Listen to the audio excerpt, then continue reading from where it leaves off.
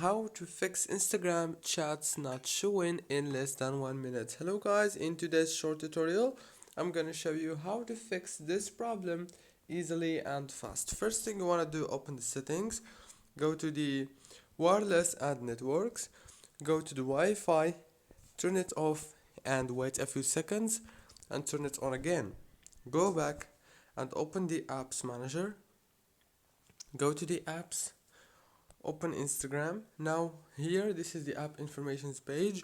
All what you want to do here is click on force stop and then click on storage, click on clear data and clear cache, go back, and now the problem must be solved. If it's not solved yet, this means that you have a problem in your network, so please check the network, and that's it. Don't forget to like, subscribe.